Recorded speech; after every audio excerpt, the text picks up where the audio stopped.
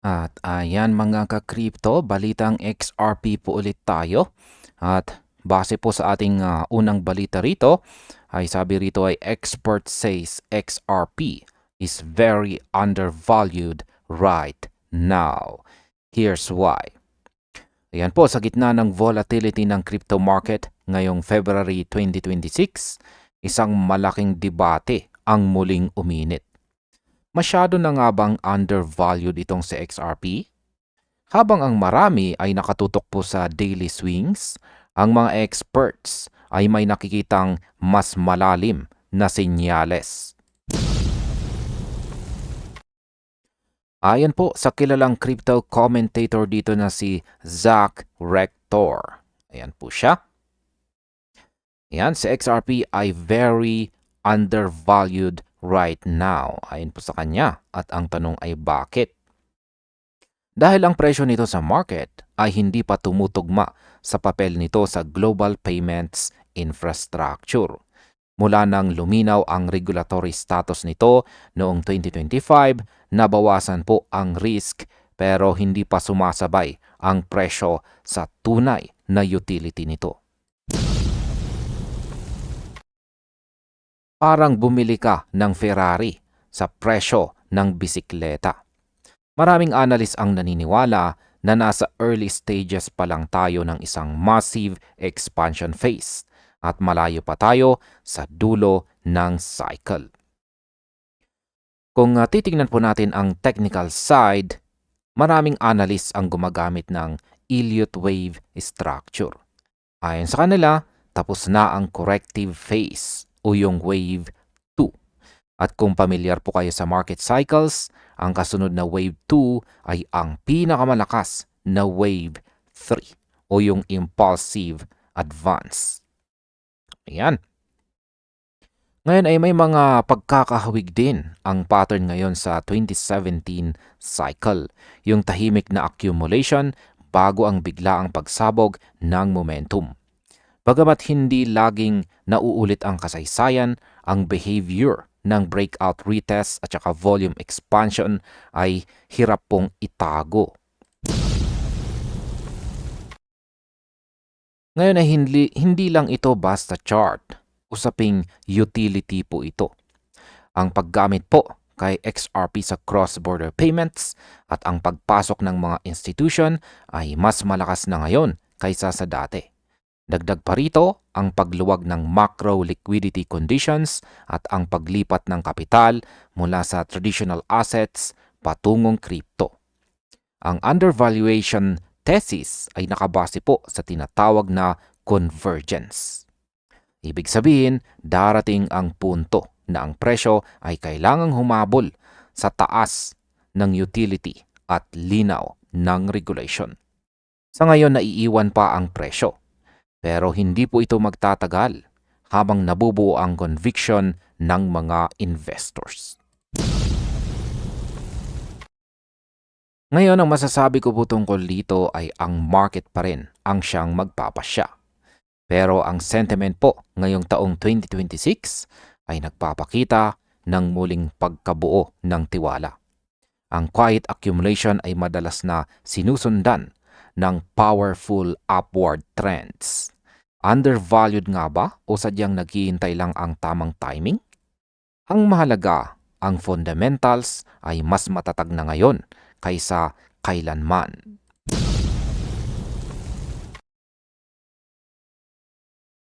At ayan, ito naman ang ating sunod na matinding balita dito. Ang sabi rito ay XRP to $18.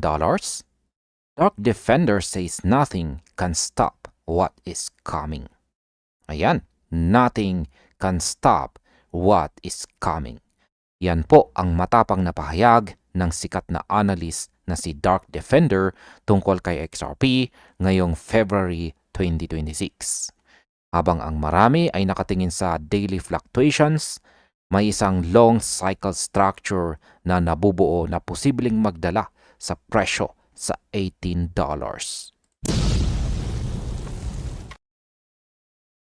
Ayon po sa analysis ni Dark Defender sa XRP, ay rumirespeto sa isang ascending trend channel na nagsimula pa noong matapos ang 2017 peak.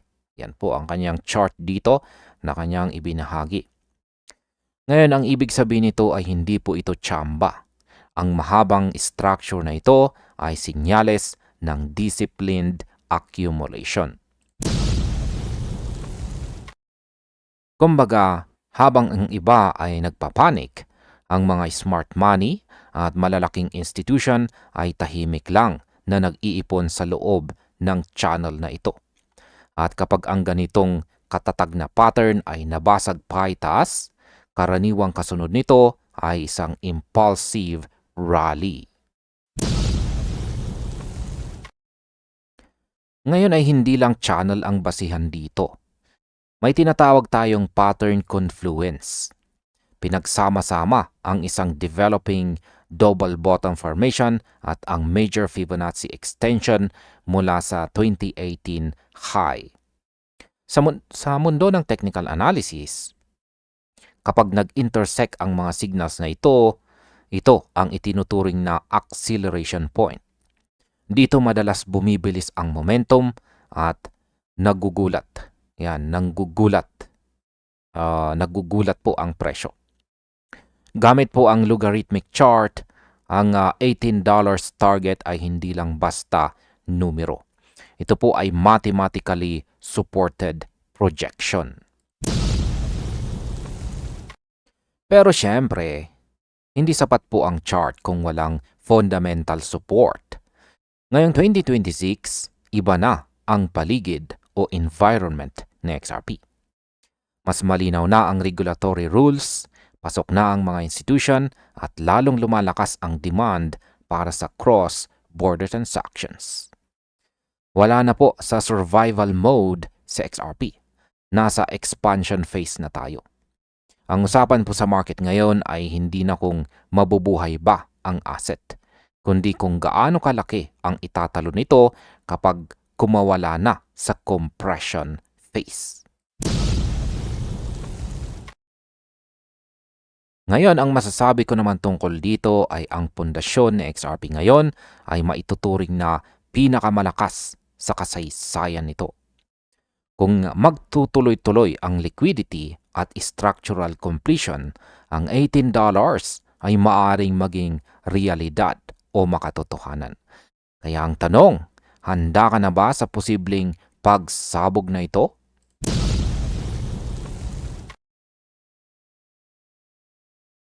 At ayan, ang sabi naman sa balitang ito ay Binance XRP Reserve Update.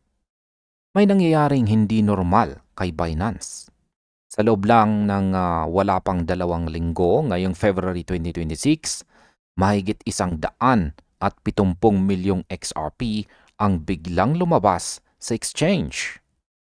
Ano ang ibig sabihin nito para po sa supply at presyo? Kaya yan po ang pag-uusapan natin tungkol sa data. Base po sa pinakahuling data mula sa CryptoQuant, ang XRP reserves ng Binance ay bumagsak mula 2.74 billion patungong 2.57 billion XRP nitong nakalipas po na February 16. Ibig sabihin 170 million tokens ang kinuha mula sa trading platform. Hindi po ito routine trading lang. Ayon po sa analyst dito na si Saif, ang ganitong kalaking outflow ay sinyalis na ang mga tokens ay inililipat sa mga private wallets o institutional cold storage. Kapag nawawala ang supply sa exchange, kumukonti ang pwedeng ibenta. Ngayon hito po ang mas nakakagulat. Habang ang Bitcoin at Ethereum ay nakaranas ng matitinding outflows na umaabot sa 133 million at saka 85 million dollars, sa XRP ay kabaliktaran ang ginagawa. Nakapagtala po si XRP ng inflow na 33.4 million dollars. Ibig sabihin, ang ibang major assets ay nilalayasan ng puhunan. Si XRP ay patuloy na humihigop ng kapital. Ang pera ay pumapasok kay XRP, pero ang mga tokens ay inilalabas sa exchange. Isang malinaw po na accumulation pattern ang nabubuo. Ngayon ay ano po ba ang epekto nito sa market?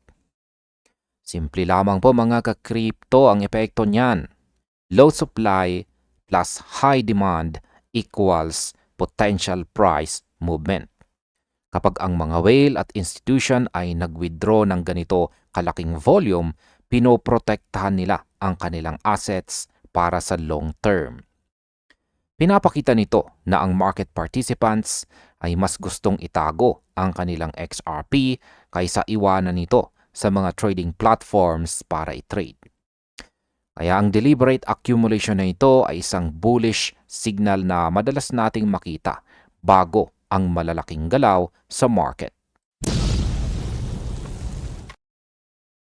Ngayon, ang masasabi ko naman tungkol dito ay ang Binance Reserve decline dito ay patunay na ang supply ng XRP sa mga exchanges ay unti-unti nang nauubos.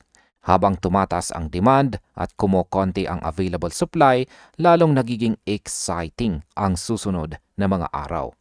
Kaya abangan po natin ang susunod na update kung magpapatuloy nga ba ang trend na ito.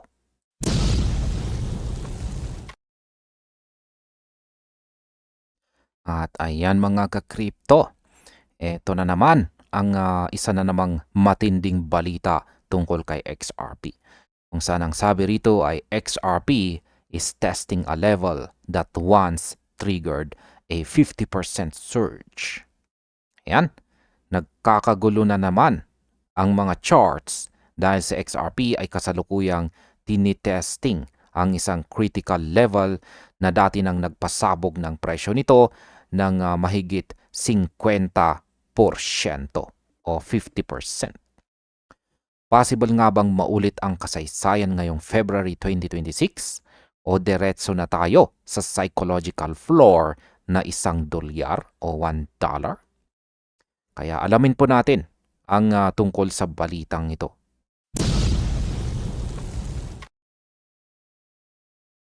At ayan mga ka-crypto, ayon po sa huling ulat mula dito sa BSC News, si XRP ay nasa gitna ng matinding stress test. Sa presyong $1.46, marami ang kinakabahan. Pero heto po ang twist. Ang huling beses na nagkaroon ng ganitong setup, si XRP ay biglang humataw ng halos 50%. Akala ng marami ay pabagsak na. Pero sa crypto, ang weakness ay madalas na disguise para sa isang malaking reaction potential. Sa ngayon, ang mata ng mga pro traders ay nakatutok sa $1.15 bilang matibay na support zone. Ngayon ay hindi lamang presyo laban sa dolyar ang dapat po nating tingnan. Ang XRP BTC pair ay kasalukuyang sinusubukan ang level na 40 digits 2168. Noong huling beses na nagsara ang presyo sa itaas nito, nagresulta ito sa isang napakalaking 40% weekly gain laban kay Bitcoin. Kung magagawa itong ulitin ng XRP, ang susunod na technical target ay ang $1.9 at posibleng umabot hanggang $2.1. Pero ang babala o warning ay kung mabibigo itong humawak, ang $1 ang siyang susunod na destinasyon kung saan posibleng mag-normalize ang presyo. Ngayon ang tanong ay bakit tayo nandito? Sinasabing ang kabuuang crypto market ay nakakaranas ng pagod pagkatapos ng mga ETF launches. Sa katunayan, mahigit $6 billion na ang na-liquidate ngayong taon. $6 billion po yan. Kahit ang mga asset na may utility gaya na XRP ay hindi po ligtas kapag ang mga investors ay naglilipat ng kapital sa mas safe na options. Pero huwag kalimutan, sa ganitong mga pagkakataon, madalas nabubuo ang mga buying opportunities para sa mga traders na nag-aabang ng rebound sa $1.15 support area.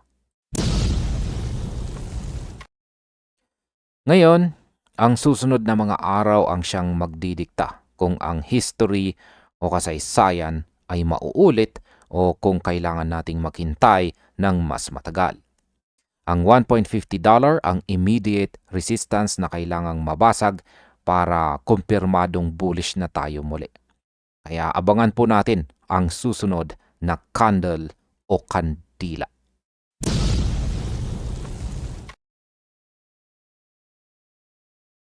At ayan, isa na namang prediction na balita ang ating pag-uusapan dito. Ayon po sa isang analyst, my conviction in XRP is anchored by $8, $13, and $27. Kaya usapang conviction po tayo ngayon mga ka-crypto. Habang ang marami ay nakatutok po sa maliit na galaw ng presyo, may isang analyst na 5 taon nang tinitignan ang iisang chart. At ang target, hindi $1 o $1, kundi 27 dolyares o $27. Kaya alamin po natin kung bakit ang $8, $13 at $27 ang mga numerong dapat po nating bantayan ngayong taong 2026.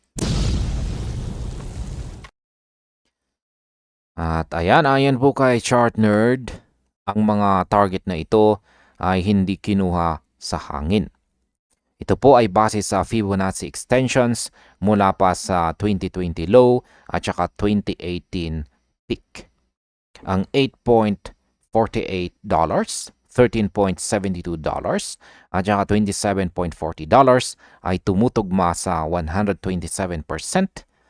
141% at saka 161% levels. Isipin po ninyo mga ka-crypto, 5 taon niyang sinusubaybayan ang mga levels na ito.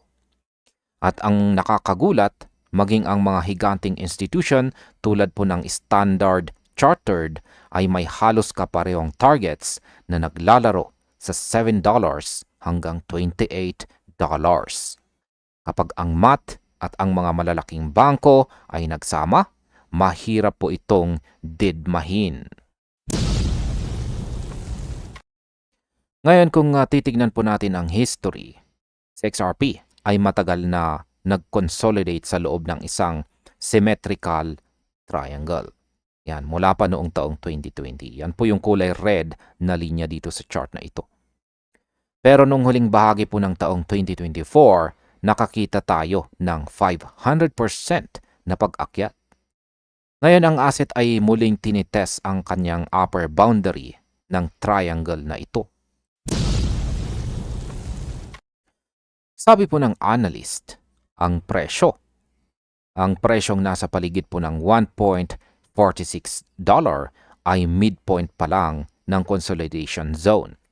Ibig sabihin malayo pa ang itatakbo nito bago marating ang mga long-term targets. Hindi ito arbitrary. Respetado ng XRP ang mga price level na ito sa huling cycle. At inaasahang gagawin itong muli. Ngayon ay dito na po pumapasok ang disiplina. Binigyang diin ng analyst na ang kanyang conviction ay nananatiling matatag. Kung kailangan pa raw maghintay ng 5 taon, handa siyang gawin ito. Dito po sa crypto, ang pagkakaroon ng data-driven plan ang pinagkaiba ng swerte sa seryosong strategy.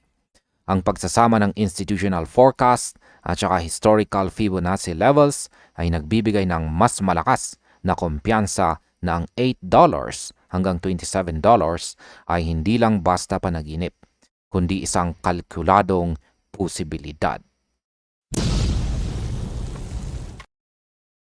Ngayon, ang masasabi ko po rito ay ang roadmap ay malinaw. $8, $13 at $27. Ang tanging kailangan na lang ay obserbasyon at matinding pasensya.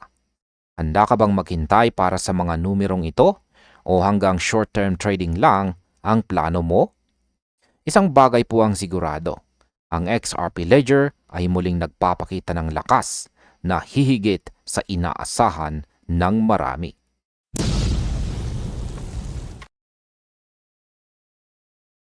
At ayan na po ang ating panghuling balita sa video na ito, kung saan ay naglabas po ng pahayag itong si Zach Rector at sinabi niyang $28 XRP is almost an 18 bagger from the current price. Here's the meaning. Pag-usapan po natin ang tinutukoy niyang 18 bagger dito. Yan po ang tawag ni Zach Rector sa posibilidad na umakyat sa XRP sa $28. Yan, $28. Hindi lang ito basta numero, kundi isang narrative shift mula sa survival patungo sa scale. Handa na ba sa XRP para sa 1,800% na pagtalon?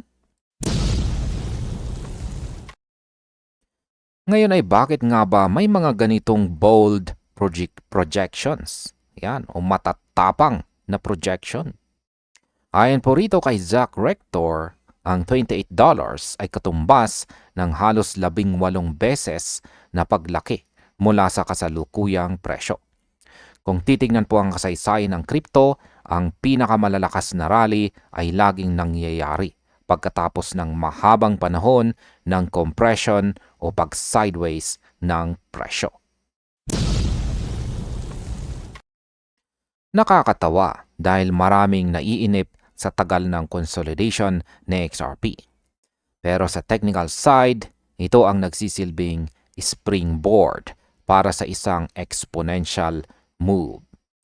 Ang mahabang paghihintay ay madalas nauuwi sa mabilis na pag-akyat kapag nag-align na ang liquidity at saka sentiment. Ngayon ay hindi lamang po si Zach Rector ang may ganitong pananaw.